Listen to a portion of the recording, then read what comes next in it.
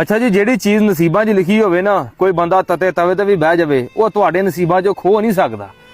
ਗੱਲ ਬੜੀ ਅਹਿਮ ਆ, ਤਵੱਜੋ ਲਾਜ਼ਮੀ ਕਰਨੀ ਹੈ, ਗੱਲ ਸੁਣ ਕੇ ਮਜ਼ਾ ਆਏਗਾ ਤੁਹਾਨੂੰ। ਇੱਕ ਮਛਵਾਰਾ ਸੀ, ਬੜਾ ਗਰੀਬ ਵਿਚਾਰਾ, ਦਰਿਆ ਦੇ ਨਾਲ ਮਛਲੀਆਂ ਨਿਆ ਸੀ ਫੜਨ। ਹੁਣ ਉਹ ਵਿਚਾਰਾ ਜਾਲ ਸੁੱਟਦਾ ਤੇ ਉਹਦੇ ਜਾਲ ਵਿੱਚ ਨਾ ਇੱਕ ਸੰਦੂਕ ਆ ਜਾਂਦਾ ਹੈ। ਮਛਵਾਰਾ ਬੜਾ ਹੈਰਾਨ ਪਰੇਸ਼ਾਨ ਹੁੰਦਾ ਕਿ ਯਾਰ ਮਛਲੀਆਂ ਦੀ ਬਜਾਏ ਸੰਦੂਕ ਕਿੱਧਰੋਂ ਆ ਗਿਆ ਵਾ। ਖੈਰ ਉਹ ਸੰਦੂਕ ਆਪਣੇ ਜਾਲ 'ਚੋਂ ਕੱਢਦਾ ਤੇ ਕਿਸ਼ਤੀ ਵਿੱਚ ਰੱਖ ਲੈਂਦਾ ਹੈ। ਹੁਣ ਇਹ ਸਾਰਾ ਮੰਜ਼ਰ ਇੱਕ ਬੰਦਾ ਕਿਨਾਰੇ ਉੱਤੇ ਬਹਿ ਕੇ ਨਾ ਵੇਖਣ ਨਿਆ ਸੀਗਾ। ਉਸ ਬੰਦੇ ਦੇ ਜ਼ਿਹਨ 'ਚ ਲਾਲਚ ਆਉਂਦਾ ਕਿਉਂ ਨਾ ਇਸ ਮਛਵਾਰੇ ਕੋਲ ਸੰਦੂਕ ਹਾਸਲ ਕੀਤਾ ਜਾਵੇ, ਕੀ ਪਤਾ ਸੰਦੂਕ ਦੇ ਵਿੱਚ ਕੋਈ ਬੇਸ਼ੁਮਾਰ ਖਜ਼ਾਨਾ ਹੋਵੇ। ਹੁਣ ਉਹ ਬੰਦਾ ਉਸ ਮਛਵਾਰੇ ਕੋਲ ਜਾਂਦਾ, ਮਛਵਾਰੇ ਨੂੰ ਜਾ ਕੇ ਆਂਦਾ ਕਿ ਭਾਈ ਇਹ ਜਿਹੜਾ ਸੰਦੂਕ ਤੈਨੂੰ ਮਿਲਿਆ ਨਾ, ਇਹ ਸੰਦੂਕ ਮੇਰਾ ਆ ਤੇ ਇਸ ਸੰਦੂਕ ਦਾ ਮੈਂ ਮਾਲਕ ਹਾਂ। ਉਹ ਮਛਵਾਰਾ ਬੜਾ ਹੈਰਾਨ ਹੋ ਕੇ ਪੁੱਛਦਾ ਕਿ ਭਾਈ ਜਾਲ ਮੈਂ ਪਾਇਆ ਵਾ, ਲੱਭਾ ਮੈਨੂੰ ਆ, ਤੇ ਤੂੰ ਕਿਵੇਂ ਇਸ ਸੰਦੂਕ ਦਾ ਮਾਲਕ ਹੋ ਗਿਆ। ਹੁਣ ਉਹ ਬੰਦਾ ਉਸ ਮਛਵਾਰੇ ਨੂੰ ਕੀ ਆਂਦਾ ਆ ਕਿ ਭਾਈ ਇੱਥੇ 1 ਮਹੀਨਾ ਪਹਿਲੇ ਸਾਡੀ ਕਿਸ਼ਤੀ ਡੁੱਬੀ ਸੀਗੀ, ਠੀਕ ਆ, ਤੇ ਇਹ ਸੰਦੂਕ ਦੇ ਵਿੱਚ ਮੇਰੇ ਕੋਈ ਬਹੁਤ ਜ਼ਰੂਰੀ ਕਾਗਜ਼ਾਤ ਆ, ਤੇ ਇਹਦੇ ਵਿੱਚ ਕੋਈ ਇਹ ਨਾ ਸਮਝ ਕੇ ਖਜ਼ਾਨਾ ਆ, ਤੇਰੀ ਮਿਹਰਬਾਨੀ ਆ, ਇਹ ਸੰਦੂਕ ਮੇਰੇ ਹਵਾਲੇ ਕਰ ਦੇ। ਅਗਰ ਇਹ ਸੰਦੂਕ ਦੇ ਕਾਗਜ਼ਾਤ ਮੈਨੂੰ ਨਾ ਮਿਲੇ ਤੇ ਮੇਰਾ ਬੜਾ ਨੁਕਸਾਨ ਹੋ ਜਾਣਾ ਹੈ।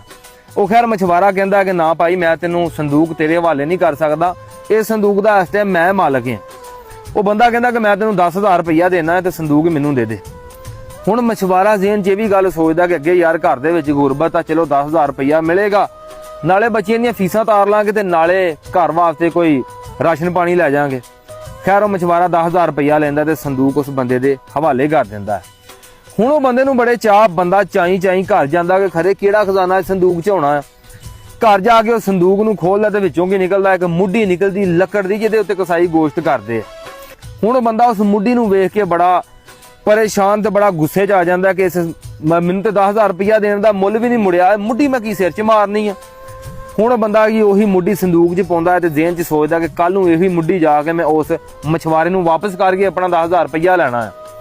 ਹੁਣ ਮਛਵਾਰੇ ਨੂੰ ਜਿਹੜਾ 10,000 ਰੁਪਈਆ ਮਿਲਿਆ ਹੁੰਦਾ, ਉਹ ਕੀ ਕਰਦਾ, ਆਪਣੇ ਬੱਚਿਆਂ ਵਾਸਤੇ ਕੋਈ ਰਾਸ਼ਨ ਪਾਣੀ ਲੈ ਜਾਂਦਾ, ਕੁਝ ਬੱਚਿਆਂ ਦੀਆਂ ਫੀਸਾਂ ਤਾਰ ਦਿੰਦਾ, 10,000 ਰੁਪਈਆ ਖਰਚ ਕਰ ਲੈਂਦਾ ਤੇ ਅਗਲੇ ਦਿਨ ਉਹੀ ਮਛਵਾਰਾ ਫਿਰ ਮਛਲੀਆਂ ਫੜਨ ਵਾਸਤੇ ਉਸੇ ਜਗ੍ਹਾ ਤੇ ਪਹੁੰਚ ਜਾਂਦਾ ਤੇ ਉਹ ਸੰਦੂਕ ਵਾਲਾ ਬੰਦਾ ਵੀ ਪਹੁੰਚ ਜਾਂਦਾ ਹੈ। ਹੁਣ ਸੰਦੂਕ ਵਾਲਾ ਬੰਦਾ ਜਾ ਕੇ ਉਸ ਮਛਵਾਰੇ ਨੂੰ ਆਂਦਾ ਕਿ ਭਾਈ ਆ ਲੈ ਫੜ ਆਪਦਾ ਸੰਦੂਕ, ਮੇਰਾ 10,000 ਰੁਪਈਆ ਮੈਨੂੰ ਵਾਪਸ ਕਰ। ਮਛਵਾਰਾ ਵਿਚਾਰਾ ਬੜਾ ਪਰੇਸ਼ਾਨੀ 'ਚ ਪੈ ਜਾਂਦਾ, ਕਹਿੰਦਾ ਕਿ ਭਾਈ ਉਹ ਤੁਹਾਡਾ 10,000 ਰੁਪਈਆ ਤੇ ਮੈਂ ਖਰਚ ਲਿਆ ਵਾ, ਇਦਾਂ ਮੇਰੇ ਘਰ ਦੀਆਂ ਕੁਝ ਜ਼ਰੂਰਤਾਂ ਸੀਗੀਆਂ, ਉਹ 10,000 ਨਾਲ ਮੈਂ ਆਪਣੀਆਂ ਜ਼ਰੂਰਤਾਂ ਪੂਰੀਆਂ ਕਰ ਲਈਆਂ ਵਾ, ਮੇਰੇ ਕੋਲ 10,000 ਰੁਪਈਆ ਤੇ ਨਹੀਂ ਹੈ। ਹੁਣ ਉਹ ਮਛਵਾਰੇ ਨੂੰ ਧਮਕੀ ਦਿੰਦਾ ਕਿ ਅਗਰ ਤੂੰ ਮੇਰਾ 10,000 ਰੁਪਈਆ ਨਾ ਮੋੜਿਆ, ਮੈਂ ਹੁਣੇ ਇੱਥੇ ਪੁਲਿਸ ਨੂੰ ਸੱਦ ਲੈਣਾ ਹੈ। ਮਾੜਾ ਬੰਦਾ ਹੋਵੇ ਤੇ ਬਾਈ ਉਹ ਧਮਕੀਆਂ ਤੋਂ ਡਰ ਹੀ ਜਾਂਦਾ ਹੈ।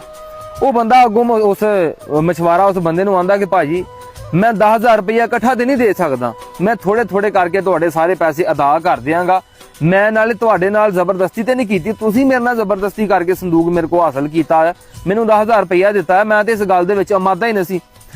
ਹੁਣ ਉਹ ਬੰਦਾ ਆਂਦਾ ਆ ਕੇ ਭਾਈ ਮੈਨੂੰ ਇਸ ਗੱਲ ਦਾ ਨਹੀਂ ਪਤਾ, ਆ ਸੰਦੂਕ ਫੜ ਤੇ 10,000 ਰੁਪਈਆ ਦੇ, ਅਗਰ ਤੂੰ ਮੈਨੂੰ 10,000 ਰੁਪਈਆ ਨਾ ਦਿੱਤਾ ਮੈਂ ਤੇਰੀ ਕਿਸ਼ਤੀ ਤੇ ਕਬਜ਼ਾ ਕਰ ਲੈਣਾ, ਤੇਰੀ ਕਿਸ਼ਤੀ ਵੇਚ ਕੇ 10,000 ਰੁਪਈਆ ਵਸੂਲ ਕਰ ਲੈਣਾ।